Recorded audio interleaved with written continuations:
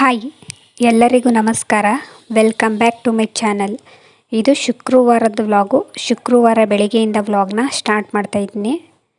ಇವತ್ತು ತಿಂಡಿಗೆ ಹುಣಸೆಹಣ್ಣಿನ ಚಿತ್ರಾನ್ನ ಮಾಡ್ಕೊಳ್ತಾ ಇದ್ದೀನಿ. ಮೊದಲಿಗೆ ಒಂದು ಪಾತ್ರೆ ಇಟ್ಟು ಅದಕ್ಕೆ ಎಣ್ಣೆ ಹಾಕಿ ಕಡಲೆ ಬೀಜ ಹಾಗೆ ಕಡಲೆಬೇಳೆನ ಸೇರಿಸಿ ಫ್ರೈ ಮಾಡ್ಕೊಳ್ತಾ ಇದ್ದೀನಿ. ಕಡಲೆ ಬೀಜ ಹಾಗೆ ಕಡಲೆಬೇಳೆನ ನಾನಿಲ್ಲಿ ಫ್ರೈ ಮಾಡಿ ಹೊರಗಡೆ ಎತ್ತಿಟ್ಕೊತಾ ಇಲ್ಲ, ಅದರೊಳಗಡೆ ಡೈರೆಕ್ಟಾಗಿ ಕಟ್ ಮಾಡಿ ಇಟ್ಕೊಂಡಿರ್ತಕ್ಕಂಥ ಈರುಳ್ಳಿ ಹಾಗೆ ಹಸಿಮೆಣ್ಸಿನ್ಕಾಯಿನ ಸೇರಿಸಿ ಫ್ರೈ ಮಾಡ್ಕೊಳ್ತಾ ಇದ್ದೀನಿ. ಹಾಗೆ ಸ್ವಲ್ಪ ಉಪ್ಪನ್ನು ಸೇರಿಸ್ಕೊಂಡೆ, ಈರುಳ್ಳಿ ಬೇಗ ಫ್ರೈ ಆಗಲಿ ಅಂತ ಹೇಳಿ. ಜೊತೆಗೆ ಒಂದು ಟೊಮೆಟೊ ಕಟ್ ಮಾಡಿ ಇಟ್ಕೊಂಡಿದೆ, ಅದನ್ನು ಸೇರಿಸಿ ಮಿಕ್ಸ್ ಮಾಡ್ಕೊಳ್ತಾ ಇದ್ದೀನಿ. ಈಗ ಅದಕ್ಕೆ ಸ್ವಲ್ಪ ಅರಿಶಿನ ಹಾಕಿ ಮಿಕ್ಸ್ ಮಾಡ್ಕೊಳ್ತಾ ಇದ್ದೀನಿ. ಈರುಳ್ಳಿ ಟೊಮೆಟೊ ಎಲ್ಲ ಚೆನ್ನಾಗಿ ಫ್ರೈ ಆದಮೇಲೆ ಹುಣಸೆ ಹಣ್ಣಿನ ರಸನ ಸೇರಿಸಿ ಇನ್ನೊಂದು ಸ್ವಲ್ಪ ಹೊತ್ತು ಬೇಯಿಸ್ಕೊಳ್ತಾ ಇದ್ದೀನಿ.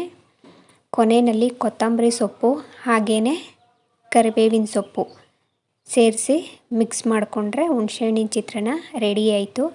ಈ ಚಿತ್ರಾನ್ನ ತುಂಬಾ ಟೇಸ್ಟಿಯಾಗಿರುತ್ತೆ. ನೀವು ಒಂದು ಸಲ ಟ್ರೈ ಮಾಡಿ ಹೇಗಿತ್ತು ಅಂತ ಹೇಳಿ ಕಮೆಂಟ್ ಮಾಡಿ ತಿಳಿಸಿ. ಟೊಮೆಟೊ ಹಾಕಿದ್ರೇ ಒಂಥರ ಟೇಸ್ಟ್ ಬರುತ್ತೆ, ಹುಣಸೆ ಹುಳಿ ಬಿಟ್ರೇ ಒಂಥರ ಟೇಸ್ಟ್ ಇರುತ್ತೆ, ನಿಂಬೆ ಹುಳಿ ಬಿಟ್ರೇ ಒಂಥರ ಟೇಸ್ಟ್ ಇರುತ್ತೆ. ಹಾಗೆ ಹಸ್ಬೆಂಡ್ ಲಂಚ್ ಬಾಕ್ಸ್ಗೆ ಅಂತ ಹೇಳಿ ಮೊಸಪ್ಪು ಮಾಡ್ಕೊಳ್ತಾ ಇದ್ದೀನಿ. ನಮ್ಮ ಹಿತ್ತಲಲ್ಲೇ ಪಾಲಕ್ ಸೊಪ್ಪಿತ್ತು, ಅದನ್ನು ಕಿತ್ಕೊಂಡು ಬಂದು ಸೋಸ್ಕೊಂಡು ಎತ್ತಿಟ್ಕೊಂಡಿದ್ದೆ. ಈ ಮೊಸಪ್ಪಿಗೆ ಅವರೇ ಬೇಳೆನ ಸೇರಿಸಿ ಸ್ವಲ್ಪ ಸೊಪ್ಪನ್ನ ಹಾಕಿ ಎಣ್ಣೆ ಹಾಕಿ ಈರುಳ್ಳಿ ಬೆಳ್ಳುಳ್ಳಿ ಸಾಂಬಾರು ಪುಡಿ ಮತ್ತು ಒಂದು ಟೊಮೆಟೊ ಮತ್ತು ಉಳಿದಿದ್ದಂಥ ಇನ್ನೊಂದು ಸ್ವಲ್ಪ ಸೊಪ್ಪನ್ನ ಈಗ ಸೇರಿಸಿ ಒಂದು 3 to 4 ವಿಜಿಲ್ಸು ಕೂಗಿಸ್ಕೊಳ್ತೀನಿ. ಕುಕ್ಕರು ಕೂಗೋ ಅಷ್ಟರಲ್ಲಿ ಅಡುಗೆಗೆ ಬಳಸ್ತಕ್ಕಂಥ ಎಣ್ಣೆ ಖಾಲಿಯಾಗಿತ್ತು. ಹಾಗಾಗಿ ಬಾಟಲ್ಗೆ ಎಣ್ಣೆನ ರೀಫಿಲ್ ಮಾಡ್ಕೊಳ್ತಾ ಇದ್ದೀನಿ. ಇಲ್ಲಿ ಸನ್ಫ್ಯೂರ್ ಆಯಿಲು ಹಾಗೆ ಕಡಲೆಕಾಯಿ ಎಣ್ಣೆ ಈ ಎರಡನ್ನೂ ಯೂಸ್ ಮಾಡ್ತೀನಿ. ಎಣ್ಣೆನ ತುಂಬಿಸಿ ಬಾಟಲ್ಗಳನ್ನ ಎತ್ತಿಟ್ಕೊಂಡೆ. ಅಷ್ಟರಲ್ಲಿ ಕುಕ್ಕರ್ ಸಹ ಆರಿತ್ತು. ಮಸಿಯೋದು ಬರುತ್ತಲ್ಲ, ಅದರಲ್ಲಿ ಸೊಪ್ಪನ್ನೆಲ್ಲ ಮಸ್ಕೊಂಡು ಉಪ್ಪಾಕಿ ಇನ್ನೊಂದು ಸ್ವಲ್ಪ ಬೇಯಿಸ್ಕೊಂಡೆ. ಸಾಂಬಾರು ಹಾಗೆಯೇ ಮೊಸರು ಇತ್ತು, ಅದನ್ನು ಮಜ್ಜಿಗೆ ಮಾಡ್ಕೊಳ್ತಾ ಇದ್ದೀನಿ. ಮೊದಲಿಗೆ ಕೆನೆನೆಲ್ಲ ಎತ್ತಿಟ್ಕೊಳ್ತೀನಿ. ನಂತರ ಈ ಸಮ್ಮರ್ ಟೈಮಲ್ಲಂತೂ ಮಜ್ಜಿಗೆ ಇರಲೇಬೇಕು. ಹಾಗಾಗಿ ಮಜ್ಜಿಗೆ ಕಡಿಯೋದು ಬರುತ್ತಲ್ಲ, ಅದರಲ್ಲಿ ಕಡಿದು ಮಜ್ಜಿಗೆನ ಮಡಿಕೆ ಒಳಗಡೆ ಹಾಕಿ ಎತ್ತಿಟ್ಕೊತಾ ಇದ್ದೀನಿ. ಮಡಿಕೆ ಒಳಗಡೆ ಮಜ್ಜಿಗೆ ಎತ್ತಿಟ್ಕೊಳ್ಳೋದ್ರಿಂದ ಎಷ್ಟು ತಣ್ಣಗಿರುತ್ತೆ ಅಂತ ಹೇಳಿದ್ರೆ ಯಾವ ಫ್ರಿಜ್ಜಿನ ಅವಶ್ಯಕತೆಯೂ ಇಲ್ಲ. ಅದಕ್ಕೆ ನಮ್ಮ ಹಿಂದಿನ ಕಾಲದವರು ಮಡಿಕೆನ ಯೂಸ್ ಮಾಡ್ತಿದ್ರು. ನೀರನ್ನು ಸಹ ಮಡಿಕೆಲೇ ಇಟ್ಕೊಂಡು ಕುಡಿಯೋದ್ರಿಂದ ತುಂಬಾ ಕೋಲ್ಡಾಗೂ ಇರುತ್ತೆ, ಆ ಸ್ಮೆಲ್ಲು ಸಹ ತುಂಬ ಚೆನ್ನಾಗಿರುತ್ತೆ. ಅದು ಅಲ್ಲದೆ ಆರೋಗ್ಯಕ್ಕೂ ಕೂಡ ತುಂಬ ಒಳ್ಳೆಯದು.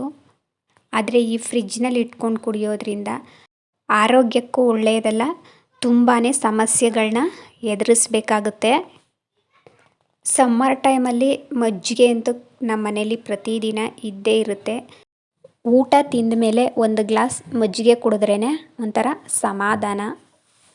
ಮತ್ತು ಶುಕ್ರವಾರ ವಾರ ಆಗಿರೋದ್ರಿಂದ ಸ್ನಾನ ಮಾಡಬೇಕಲ್ವ, ಹಾಗಾಗಿ ಏರ್ ಪ್ಯಾಕ್ ಹಾಕ್ಕೊಳ್ಳೋಣ ಅಂತ ಹೇಳಿ ಅಲೋವೆರಾನ ಕಿತ್ಕೊಂಡು ಬಂದು ಅದು ಜೆಲ್ನೆಲ್ಲ ಸಪ್ರೇಟ್ ಮಾಡಿ ಒಂದು ಮಿಕ್ಸಿಗೆ ಹಾಕಿ ಅಲೋವೆರಾ ಜೆಲ್ಲು ಜೊತೆಗೆ ಒಂದು ಈರುಳ್ಳಿ ಮತ್ತು 2ರಿಂದ 3 ದಾಸವಾಳದೆಲೆ, ಒಂದು ದಾಸವಾಳ ಹೂವು ಇಷ್ಟನ್ನು ಹಾಕಿ ಪೇಸ್ಟ್ ಮಾಡಿಕೊಂಡು ನಂತರ ಅದಕ್ಕೆ ಒಂದು ಸ್ವಲ್ಪ ಕೊಬ್ಬರಿ ಎಣ್ಣೆನ ಸೇರಿಸಿ ಮಿಕ್ಸ್ ಮಾಡಿಕೊಂಡು ತಲೆಗೆ ಹಚ್ಕೊಳ್ತಾ ಇದ್ದೀನಿ.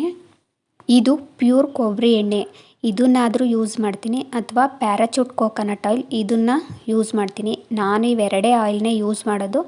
ವಾರದಲ್ಲಿ ಅಥವಾ 15 ದಿನದಲ್ಲಿ ಒಂದು ಸಲ ಹರಳೆಣ್ಣೆನ ಯೂಸ್ ಮಾಡ್ತೀನಿ. ನನ್ನ ಹೇರು ಕೂಡ ತುಂಬಾ ಉದುರುತ್ತೆ. ನಾನು ಯೂಟ್ಯೂಬಲ್ಲಿ ನೋಡ್ತಾ ಇರ್ತೀನಿ, ಯಾರ್ಯಾರೋ ಯಾವುದ್ಯಾವುದೋ ಆಯಿಲು ಏನೇನೋ ಹೇಳ್ತಿರ್ತಾರೆ, ಆದರೆ ನಾನು ಅದನ್ನೆಲ್ಲ ಯೂಸ್ ಮಾಡಿದ್ದೀನಿ, ಆದರೆ ಏನೂ ಪ್ರಯೋಜನ ಆಗಲಿಲ್ಲ. ಹಾಗಾಗಿ ಈಗ ಯಾವುದನ್ನು ಯೂಸ್ ಮಾಡಲ್ಲ, ಇದನ್ನೇ ಯೂಸ್ ಮಾಡೋದು. ಹೋಮ್ ರೆಮಿಡೀಸ್ನ ಮಾತ್ರ ಟ್ರೈ ಮಾಡ್ತಾ ಇರ್ತೀನಿ, ಇದರಿಂದ ಏನೂ ಎಫೆಕ್ಟ್ ಆಗೋದಿಲ್ಲ ಅಂತ ಹೇಳಿ. ಹೇರ್ ಪ್ಯಾಕ್ನೆಲ್ಲ ರೆಡಿ ಮಾಡಿ ನಂತರ ತಲೆಗೆ ಹಚ್ಕೊಂಡು ಮಿಕ್ಕಿದ ಕೆಲಸಗಳನ್ನೆಲ್ಲ ಮಾಡಿಕೊಂಡೆ. ಹಾಗೆ ತಿಂಡಿಗೆ ಬೆಳಿಗ್ಗೆಗೆ ಇಡ್ಲಿ ಮಾಡೋಣ ಅಂತ ಹೇಳಿ ಅಕ್ಕಿನ ನೆನೆ ಹಾಕ್ತಾಯಿದ್ದೀನಿ. 3 ಗ್ಲಾಸಷ್ಟು ಅಕ್ಕಿ, ಮುಕ್ಕಾಲು ಗ್ಲಾಸ್ನಷ್ಟು ಉದ್ದಿನಬೇಳೆ, ಸ್ವಲ್ಪ ಕಡಲೆಬೇಳೆ, 1 ಸ್ಪೂನಷ್ಟು ಮೆಂತ್ಯ ಇಷ್ಟನ್ನು ಒಂದು ಪಾತ್ರೆಗೆ ಹಾಕಿ ತೊಳೆದು ನೆನೆ ಹಾಕ್ತಾಯಿದ್ದೀನಿ. ಜೊತೆಗೆ ನಾನಿಲ್ಲಿ ಯಾವುದೇ ರೀತಿಯ ಅವಲಕ್ಕಿ ಆಗಲಿ ಅಥವಾ ಅನ್ನನಾಗಲಿ ಯೂಸ್ ಮಾಡ್ತಾಯಿಲ್ಲ. ರೆಡ್ ರೈಸ್ ಕುಸುಬ್ಲಕ್ಕಿ ಬರುತ್ತಲ್ಲ ಅದನ್ನು 1 ಗ್ಲಾಸ್ನ ಬೇರೆ ಪಾತ್ರೆಯಲ್ಲಿ ನೆನೆ ಹಾಕ್ಕೋತಾ ಇದ್ದೀನಿ. ಯಾಕಂತ ಹೇಳಿದ್ರೆ ಇದ್ರ ಜೊತೆನೇ ನೆನೆ ಹಾಕಿದ್ರೆ ಅದು ರುಬ್ಬೋವಾಗ ನುಣ್ಣಗಾಗಲ್ಲ. ಹಾಗಾಗಿ ಅದನ್ನೇ ಬೇರೆ ಸಪ್ರೇಟಾಗೆ ನೆನೆ ಹಾಕ್ತಾಯಿದ್ದೀನಿ. ಈ ಅಕ್ಕಿನ ರುಬ್ಬಿ ಸೇರಿಸೋದ್ರಿಂದ ಇಡ್ಲಿ ತುಂಬಾ ಸಾಫ್ಟಾಗಿ ಬರುತ್ತೆ. ಹಾಗೆ ಮನೆಯನ್ನೆಲ್ಲ ಒರೆಸಿ ಕ್ಲೀನ್ ಮಾಡಿಕೊಂಡು ಸ್ನಾನ ಮಾಡಿಕೊಂಡು ದೇವ್ರ ಪೂಜೆನೆಲ್ಲ ಮುಗಿಸ್ಕೊಂಡೆ. ನಂತರ ಸಾಯಂಕಾಲ ಹಾಲು ಕರೆದು ಡೈರಿಗೆ ಹಾಕಿ ಅತ್ತೆ ಮಾವನಿಗೆ ಟೀ ಮಾಡಿಕೊಟ್ಟು ಈವ್ನಿಂಗ್ ಸ್ನ್ಯಾಕ್ಸ್ ಏನಾದರೂ ಮಾಡೋಣ ಅಂತ ಹೇಳಿ ಎಲೆಕೋಸಿತ್ತು. ಈ ಎಲೆಕೋಸು ಮನೇಲಿದ್ದರೆ ಗೋಬಿ ಮಾಡಬೇಕು ತಿನ್ನಬೇಕು ಅಂತ ಅನ್ನಿಸ್ತಾ ಇರುತ್ತೆ. ಹೇಗಿದ್ದರೂ ಮೊನ್ನೆ ಟೊಮೆಟೊ ಸಾಸ್ನ ರೆಡಿ ಮಾಡಿ ಇಟ್ಕೊಂಡಿದ್ನಲ್ವ, ಹಾಗಾಗಿ ಗೋಬಿನೇ ಮಾಡೋಣ ಅಂತ ಹೇಳಿ ಮಾಡ್ಕೊಳ್ತಾ ಇದ್ದೀನಿ. ಮೊದಲು ಕೈಯಲ್ಲೇ ಸ್ವಲ್ಪ ಕಟ್ ಮಾಡಿದೆ.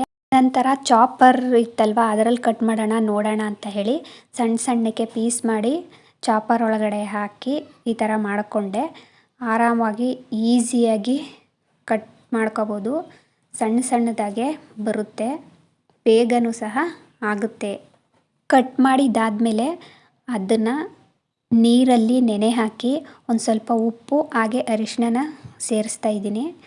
10 ನಿಮಿಷ ನೆನೆಸಿದಾದ್ಮೇಲೆ ಚೆನ್ನಾಗಿ ತೊಳ್ಕೊಂಡು ಅದಕ್ಕೆ ಮೈದಾ ಹಿಟ್ಟು, ಕಾರ್ನ್ಫ್ಲೋರು, ಒಂದು ಸ್ವಲ್ಪ ಶುಂಠಿ ಬೆಳ್ಳುಳ್ಳಿ ಪೇಸ್ಟು, ಹಾಗೆಯೇ ಅಚ್ಚ ಖಾರದ ಪುಡಿ, ಉಪ್ಪು ಇಷ್ಟನ್ನು ಸೇರಿಸಿ ಕಲಸಿ ಎತ್ತಿಟ್ಕೊತಾ ಇದ್ದೀನಿ. ಕಲಸಿ ಎತ್ತಿಟ್ಕೊಂಡು ನಂತರ ಕರ್ಬೂಜದ ಹಣ್ಣಿತ್ತು ಅದನ್ನು ಸಹ ಜ್ಯೂಸ್ ಮಾಡ್ಕೊಳ್ಳೋಣ ಅಂತ ಹೇಳಿ ಜ್ಯೂಸ್ ಮಾಡಿಕೊಂಡೆ. ಜ್ಯೂಸ್ ಮಾಡೋದಕ್ಕೆ ನಾನಿಲ್ಲಿ ಬೆಲ್ಲ, ಸಕ್ಕರೆ ಎರಡನ್ನೂ ಯೂಸ್ ಮಾಡ್ತಾಯಿದ್ದೀನಿ. ಎರಡನ್ನೂ ಯೂಸ್ ಮಾಡೋದ್ರಿಂದ ಟೇಸ್ಟಾಗಿರುತ್ತೆ ಅಂತ ಹೇಳಿ ಅಷ್ಟೇ.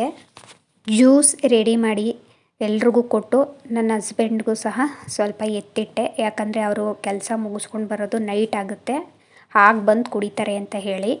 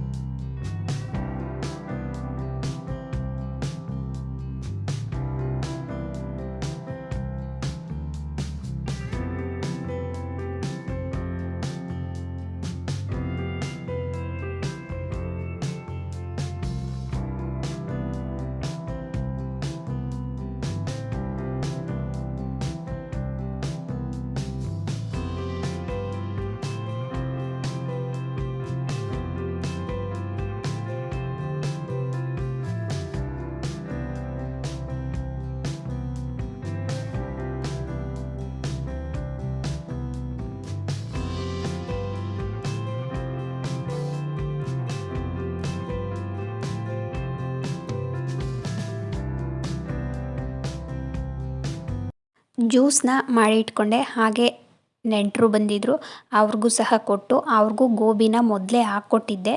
ನಂತರ ಇಲ್ಲಿ ಮಕ್ಕಳು ಸ್ಕೂಲಿಂದ ಬಂದ ಮೇಲೆ ಅವ್ರಿಗೆ ಇನ್ನೊಂದು ಸಲ ಮಾಡ್ತಾಯಿದ್ದೀನಿ. ಅವ್ರು ಬಂದಾಗ ಮಾಡಿದ್ದನ್ನ ನಾನು ವಿಡಿಯೋ ಮಾಡ್ಕೊಂಡಿಲ್ಲ, ಹಾಗಾಗಿ ಇಲ್ಲಿ ಆ್ಯಡ್ ಮಾಡಿಲ್ಲ. ಹಾಗೆ ಮಕ್ಕಳು ಸ್ಕೂಲಿಂದ ಬಂದಮೇಲೆ ಅವ್ರಿಗೆ ಬಿಸಿ ಬಿಸಿಯಾಗಿ ಮಾಡಿಕೊಡೋಣ ಅಂತ ಹೇಳಿ ರೆಡಿ ಮಾಡಿಕೊಂಡು ಆಗಲೇ ಮಾಡಿದ್ನಲ್ಲ ಅದೇ ಪಾತ್ರೆ ಒಳಗಡೆನೆ ಮಾಡ್ತಾಯಿದ್ದೀನಿ. ನಿಜವಾಗ್ಲೂ ಹೇಳ್ತೀನಿ, ಈ ಥರ ನಾವೇ ಮನೇಲಿ ಮಾಡ್ಕೊಂಡು ತಿನ್ನೋದ್ರಿಂದ ತುಂಬಾ ಟೇಸ್ಟಿಯಾಗಿರುತ್ತೆ, ಹಾಗೆ ಹೆಲ್ತಿಯಾಗೂ ಇರುತ್ತೆ. ಯಾವುದೇ ಕಲ್ಲರ್ನ ಯೂಸ್ ಮಾಡದೇ ಇದ್ರೂ ಎಷ್ಟು ಕಲ್ಲರ್ ಬಂದಿದೆ ನೀವೇ ನೋಡಿ. ಮಕ್ಕಳು ಸ್ಕೂಲಿಂದ ಬಂದರು, ಅವರು ಫ್ರೆಶ್ ಅಪ್ ಆಗಿ ಗೋಬಿನ ತಿಂದು ಜ್ಯೂಸ್ ಕುಡಿದು ನಂತರ ಹೋಮ್ವರ್ಕ್ನ ಇವತ್ತಿನ ನನ್ನ ವ್ಲಾಗ್ ಇದಾಗಿತ್ತು. ಈ ವ್ಲಾಗ್ ನಿಮಗೆ ಇಷ್ಟ ಆಗಿದರೆ ಪ್ಲೀಸ್ ಲೈಕ್ ಮಾಡಿ, ಹೇಗಿದೆ ಅಂತ ಹೇಳಿ ಕಾಮೆಂಟ್ ಮಾಡಿ ತಿಳಿಸಿ. ಹಾಗೆಯೇ ಸಬ್ಸ್ಕ್ರೈಬ್ ಮಾಡಿಕೊಂಡು ನನ್ನ ಚಾನಲ್ಗೆ ಸಪೋರ್ಟ್ ಮಾಡಿ. ಈಗಾಗಲೇ ಸಬ್ಸ್ಕ್ರೈಬ್ ಮಾಡಿಕೊಂಡು ನನ್ನ ವಿಡಿಯೋನ ನೋಡಿ ಸಪೋರ್ಟ್ ಮಾಡ್ತಾ ಇರೋರಿಗೆ ತುಂಬಾ ಥ್ಯಾಂಕ್ಸ್ ಹೇಳೋದಕ್ಕೆ ಇಷ್ಟಪಡ್ತೀನಿ. ಹೀಗೆ ಸಪೋರ್ಟ್ ಮಾಡ್ತಾಯಿರಿ ಅಂತ ಕೇಳ್ಕೊಳ್ತೀನಿ. Thank you all.